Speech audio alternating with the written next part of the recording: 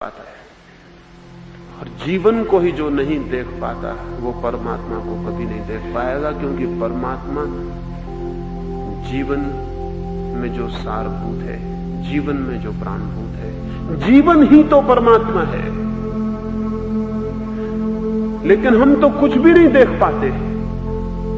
हमारा देखना एकदम अंधा देखना है, क्योंकि सब जगह ज्ञान, सब जगह ज्ञान, सब जगह शास्त्र हमें घेरे हुए, हम उन्हीं के माध्यम से देखते हैं।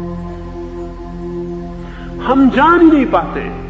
एक फकीर था मुल्ला नसरुद्दीन, एक मित्र ने उसे कुछ मांस भेंट कर दिए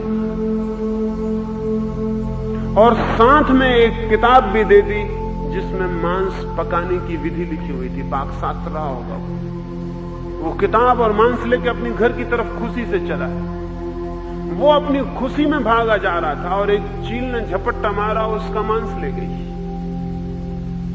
उसने चील को देखा और उसने कहा, मूर्ख, ले जा, मांस का क्या करेगी, किताब तो मेरे पास है, बनाने की तरकीब मेरे पास है। वो अपने घर पहुंचा और उसने अपनी पत्नी से कहा, बड़ा मजाक हो गया, एक चील मूर्ख बन गई है, मांस ले गई मूर्ख, उसको पता नहीं कि बनाने की तरकीब मेरे पास। उसकी पत्नी ने कहा कि धन्य हो पंडित राज, तुम धन्य हो। चील को किताबों की जरूरत नहीं है, चील का मांस से सीधा संबंध हो जाता है। किताब की आदमियों को जरूरत है।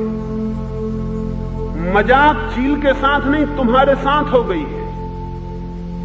मूर्ख तुम बन गए हो।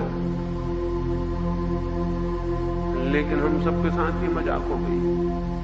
जिंदगी से कोई सीधा संबंध नहीं, बीच में किताबें हैं और हम सोचते हैं किताब हमारे हाथ में तो सब कुछ हमारे हाथ में। जिसके हाथ में सिर्फ किताब है उसके हाथ में कुछ भी नहीं है, उसका हाथ खाली है।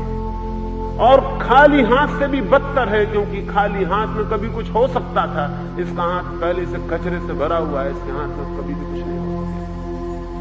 जिंदगी को जानना और जीना है, किताबों को ढोना नहीं है।